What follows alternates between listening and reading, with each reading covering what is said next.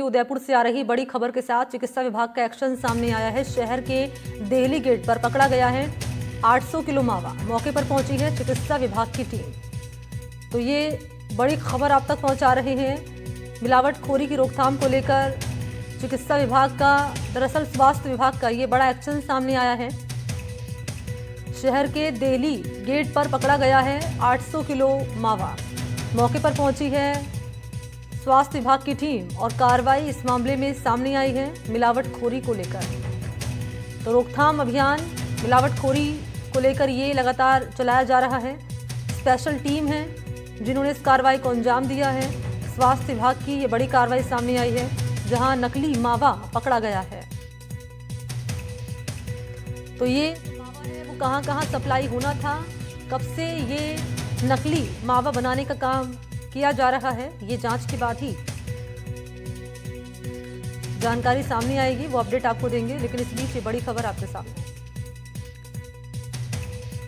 तरह से ये मावे की स्थिति देखने को मिल रही, कितना खराब है, कुछ इसी बता सकते? अभी डीएसटी की सूचना पे सुबह मैंने टीम भेजी थी, फिर इनसे सप्लायर्स का बिल, मैन्युफैक्चरिंग और वो सारी सूचनाएं मांगी, तो इन्होंने पहले तो मना ही कर दिया, ये हमारा है नहीं। फिर थोड़ा जब इस वैन का जो ड्राइवर है, इस वैन के अंदर लगभग 800 किलो के करीब मावा है और ये वैन से सप्लाई कर रहा है।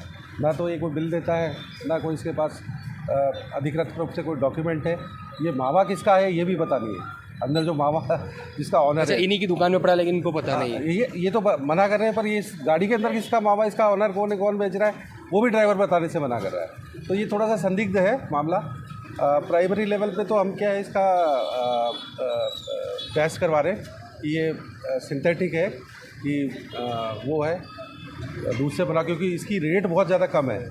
तो प्रथम दृष्टया में लगता है कि ये सिंथेटिक हो सकता है। अभी MFTL मंगवाई है, मैं जांच करवा रहा हूँ और इन दोनों दुकानों की सैंपलिंग करेंगे। साथ ही DST ने सूचना दी है कि एक फैक्ट्री और है नवानिया में, तो वहाँ भी हमने फूड सेफ्टी ऑफिसर को भेजा है और वो जाके वहाँ कितने रुपए किलो दे रहा है और कितने रुपए में मिलता है मार्केट? ये अशोक जी 210 रुपये किलो आया है। ये चूँकि 210 रुपये किलो में आया है, जो कि सस्पेक्टिव है, क्योंकि इस रेट में पनीर का निर्माण नहीं हो सकता।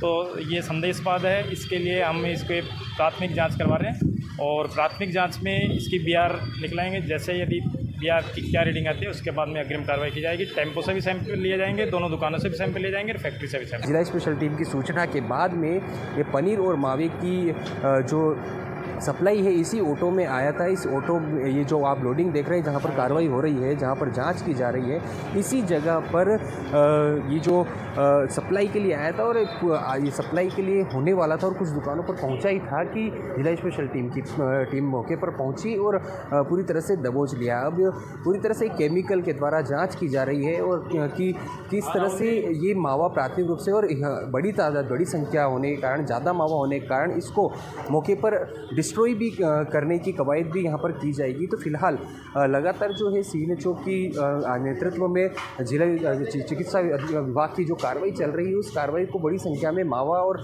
पनीर को यहाँ पर जब्त किया गया है और अब जो है एक फैक्ट्री है, उस फैक्ट्री में भी बड़ी कार्रवाई को अंजाम देने के लिए जिला स्पेशल टीम मौके पर पहुँच चुकी है। विपिन सोलंकी, NDTV उदयपुर।